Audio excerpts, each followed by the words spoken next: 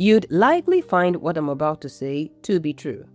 That a lot of smart women are not struggling in their careers or even in the business arena because they don't know what to say when it matters. Rather, they are struggling because they don't say what they already know. And in many cases, the ideas are clear in their minds, the understanding is there, but expression doesn't happen in the moment when it is needed. As a result, over time, that gap between knowing and speaking becomes a pattern.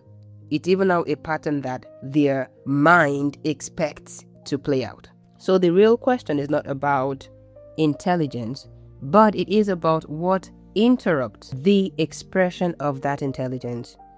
And that's why this episode is going to explain why capable women still hold back in instances that could have showcased their expertise.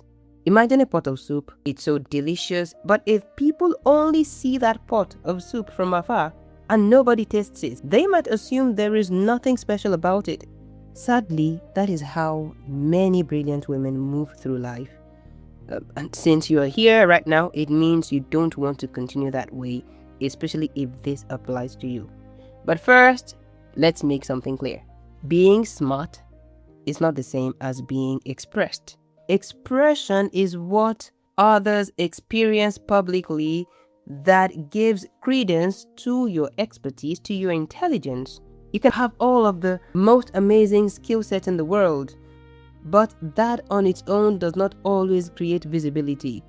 So if your ideas only stay in your head, they can't influence outcomes either for you or for others.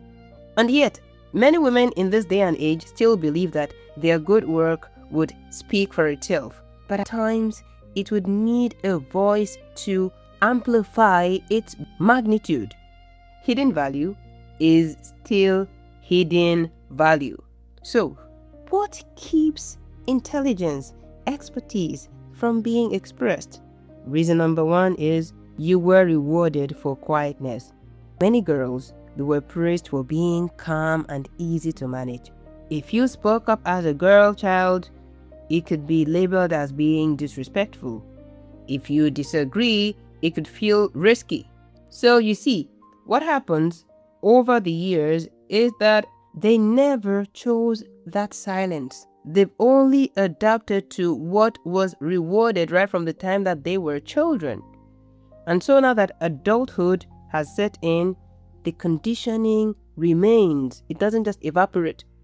Now, reason two, you attach mistake to your worth. You see this? This case where a person feels that one singular mistake would destroy the whole of their career and their reputation. And I'm not even talking about really grievous mistakes. I'm talking about things that in the next 2 minutes or 2 days, people would not even remember. They feel like a wrong sentence means failure, or forgetting a word means their lack of intelligence is being exposed. So if you are a person like this, you might tend to wait to be perfect before speaking. Meanwhile, opportunities have moved on. When speaking related mistakes feel like a catastrophe, silence easily feels like protection. The third reason is allowing overthinking to replace expression. And so let me know if this sounds familiar. You rehearse what you want to say too much. You search for the perfect phrasing. You might even compare yourself with speakers on global stages. Another one is you edit your thoughts until the moment passes. You just keep saying, no, that's not the right word. That's not the right way to say it. As a result, you stay in your head instead of entering into the conversation. The whole conversation takes place in your head. Or you default to constantly preparing without ever launching. Preparation becomes a hiding place instead of your launch point. See, a delayed voice often becomes a missed voice, in the sense that when you constantly delay speaking up, pitching in your own opinions or your contributions, over time, people don't even expect you to speak anymore. And you know what? This silence is not golden. No, this silence will always come with consequences. And so maybe if we would look at some of the things it's been costing you, or that it might cost you, it might make you start rethinking. So number one thing it can cost you is losing promotions or clients to people who are less qualified but more visible. 2, you watch others present your ideas and get credit for them. There are people who give out their slides to someone else to present. These are the people that turn down speaking engagements every other day. Number 3, you get overlooked for leadership roles over and over again because you've presented yourself as a person who is just shy and who doesn't want to get in the face of people. So, subconsciously or even consciously, you send the signal and then you wonder why the opportunity goes to somebody else. Or another one is staying underpaid because you do not speak up or negotiate. Then another one that you might find too close, hitting the point, is having your boundaries being crossed repeatedly. Another one is saying yes when you mean no. This conditioning to constantly say yes and people please. Another thing it might be costing you is you carrying emotional resentment that you never expressed. Another painful one could be attracting controlling people who rely on your silence. Then this might sound familiar as well. Doubting your value over time and then living below your actual potential. Because the issue with this silence is that it doesn't stay in just one area of life. It spreads quietly into many areas. You would be thinking, oh, it's just costing me at work or in my business. But then it's costing you in relationships. In fact, it might be attracting the wrong people into your life because you don't even know how to be the right person for yourself. Well, let's talk about how you can start speaking up, giving you simple actions you can start practicing.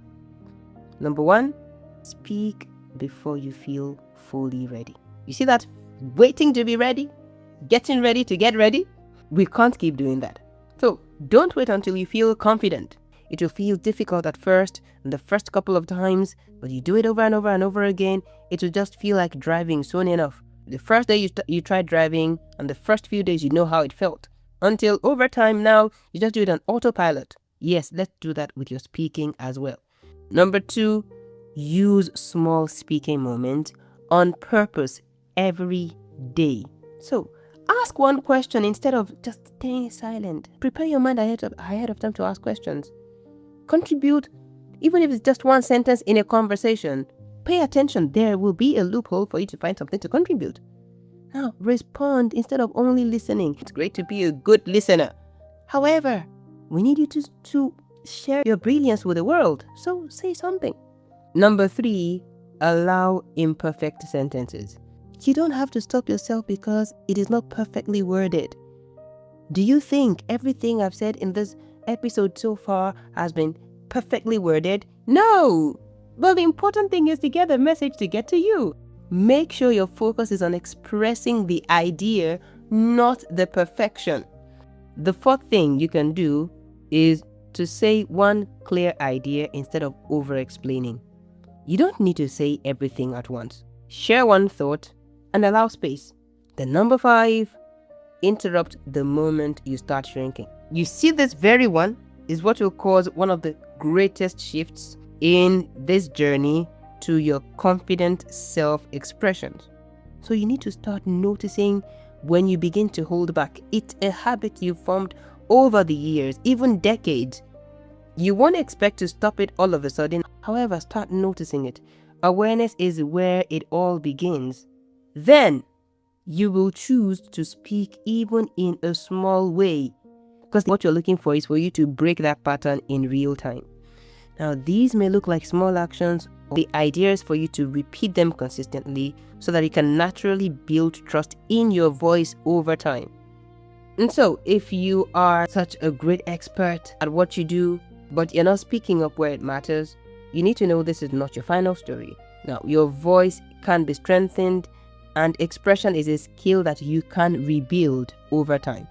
And if you want something simple to help you start practicing immediately, I've created a short guide called the 5-Day Speak Up Reset. You can download it with the link in the description. It will guide you through small daily steps to help you notice where you hold back so you can start speaking up in simple, practical ways.